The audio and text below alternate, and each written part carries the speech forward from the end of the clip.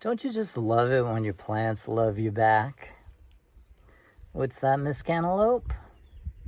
No, I can't elope with you. I'm already taken.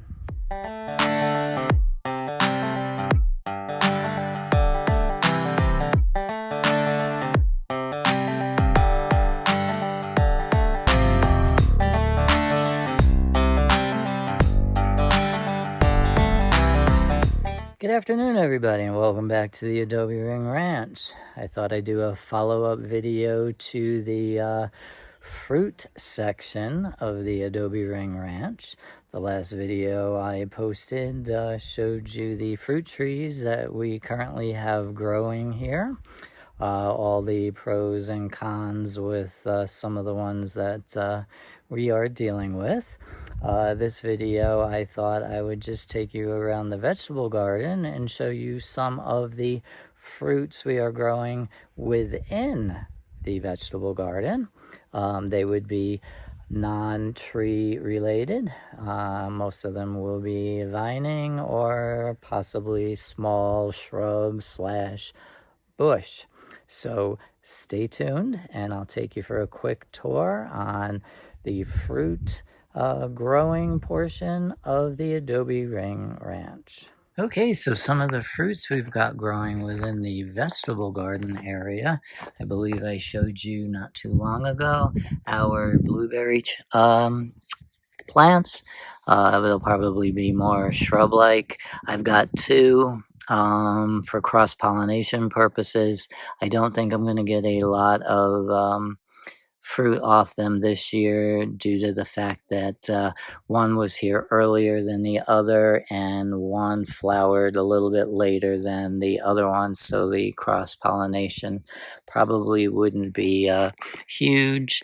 On this one over here, I do have a couple of fruits forming because those were blooming at the same time as the later plant blueberry that I had put in, but that's okay.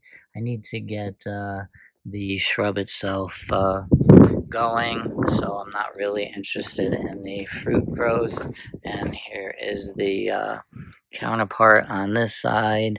It's getting buried by a couple of tomato plants I have here, but this one's looking really good as well. Again, I'm just growing them this year to get them going, and then hopefully next year the two of them will bloom at the same time and I will have better luck with it.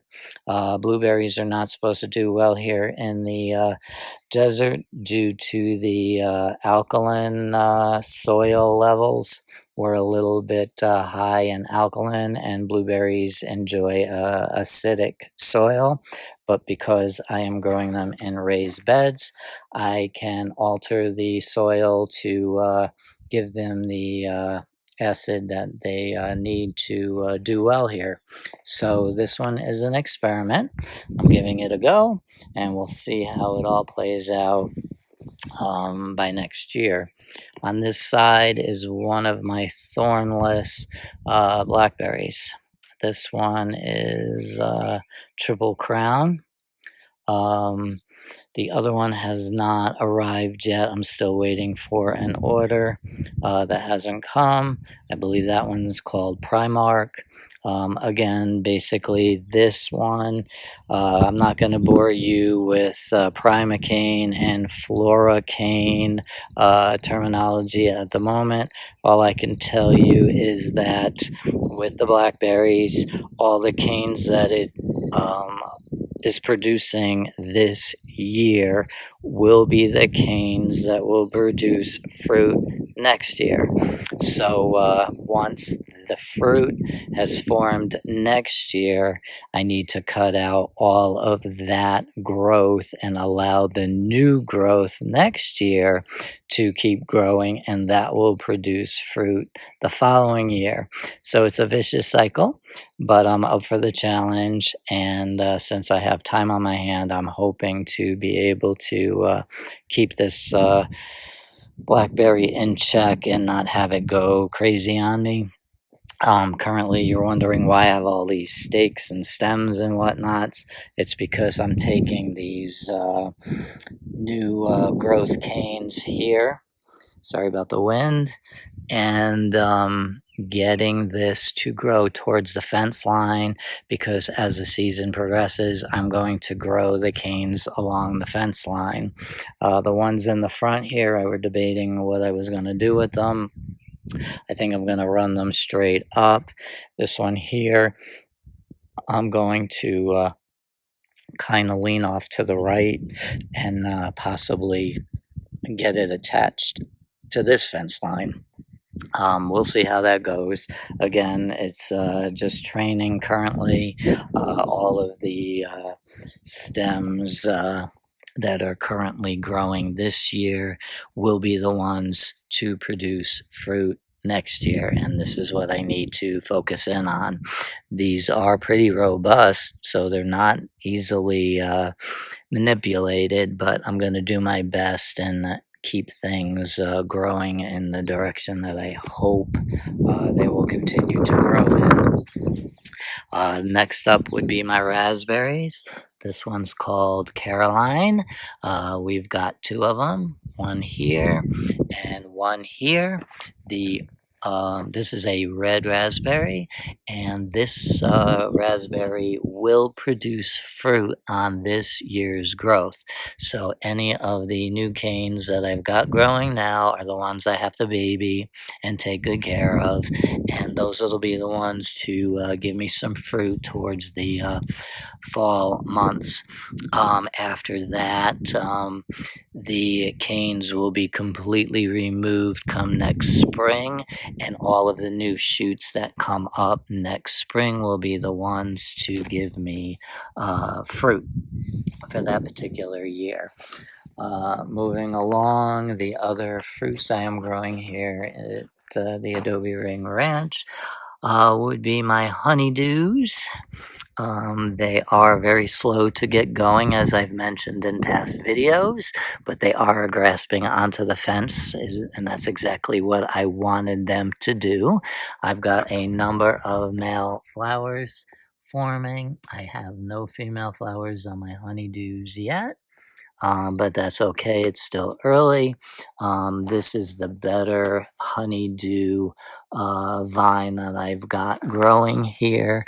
Let me see if I can find out what the name of this one is. It's called Sweet Delight. Um, Again, honeydews were getting slow to start for me. On this side, I actually planted a cantaloupe. The cantaloupe seemed to be doing extremely well this year, and I will show you one that's really popping.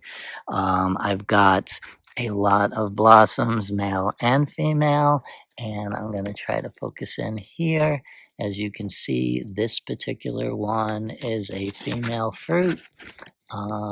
Not sure if she's going to get pollinated or not, but here she is on this side. So you've got the fruit at the base, you've got a flower on the top of it, and so the insects just need to do their thing to get this fruit pollinated or fertilized. And get that one started off on the right foot. So in this little bed here, which is supposed to be my grape bed, I'm still waiting on the grapes along with the one blackberry. I forgot the names of them. I think one is called Concord, the other one is called Flame. So hopefully they will. They were supposed to be here this week. As usual, the company gave me misinformation, but this video is not here to badmouth the company. This video is to show you the other fruits that we're growing here at the Adobe Ring Ranch. So let me take you around to this side. I've got another cantaloupe sprawling out of the bed here. This one is called Minnesota Midget. The vine is getting pretty aggressive. I don't see too many fruits on it yet. I do have a lot of male flowers popping out everywhere, which is the route I like to go with. Get those male flowers out first and then worry about the female flowers later. It seems like compared to the other cantaloupes, everything is smaller on this. The flowers are a little bit smaller. The leaf is a little bit smaller. The sprawl, it's not so bad. It's not too aggressive right now compared to one of the other ones I'm about to show you. And then just talking about female flowers here. This one here happens to be a female flower. Can you see this? Right there. So we've got a fruit forming. So hopefully that will get pollinated and start to produce a fruit. Moving on, this side is my best cantaloupe yet. This thing has just popped. For whatever reason, I do not know. It's sprawling all over the ground, and we've got a number of flowers forming everywhere. So what I'm planning on doing is allowing this to crawl out, and then I'm going to be using these little U staples and try to attach this to the ground closer to the base of the bed. So I'm going to take one of those little U nails and I'm going to stick this in the ground over here to hold this into place and have these vines wrap around the base of the bed just to keep it out of the way, because this thing is going nuts. Do I know the variety? This one's called Small Persian, and it is a cantaloupe. So far, there's really nothing small about this. It seems to be doing very well here in Texas. Moving around the backside, I do have another honeydew called Sweet Delight. She is finally starting to take off, and she's sending out her little tendrils and grabbing onto everything. She's even going off to the back here. So she'll probably latch onto my Macarena zinnia over here. But that's okay. I need to start deadheading these, by the way, and the new blossoms are starting. But getting back to the fruits, this Sweet Delight is a honeydew, and I wanted to try different varieties of the melons, even though they're cantaloupe and honeydew. I wanted to try different varieties of each cantaloupe and each honeydew, because I want to see which one will do the best and focus in on that one as the years go on. Moving over to this bed, this is the watermelon patch, and it is going nuts. It's a daily battle to keep these tendrils and the leaves off of my pepper plants, but the intention was to have the watermelon vines shade out the ground and also shade out my pepper plants a little bit, because the biggest problem with the pepper plants last year was I was getting a number of fruits, but the sun was sunburning, I think the term is, the fruit. So even though I got some good quantities of fruit forming, the sun was causing it to get sunburn, and there were a lot of sections of the peppers that I could not eat, so that was quite disappointing. But regardless, the watermelon vines are doing what I was hoping they would do, and that's shade out the peppers. I just need the peppers to get a little bit taller and they'll be fine. So I've got 3 actually 3 varieties, 3 plants, only 3 plants of watermelons. So keep that in mind. If you're going to grow watermelon, you got to give them some space. They keep coming out of the bed, and I keep pushing them back into the bed to keep all the vegetation up. Eventually, I may have to do like what I did with the cantaloupe and allow them to crawl out. So the with the watermelons, I said 3 plants. We've got 2 red ones, 2 different varieties. Again, I want to see which one does best. And I also have a yellow centered watermelon growing in this patch as well. And you're probably thinking, how will I know the difference? Well, the skin on each of these different varieties will look different.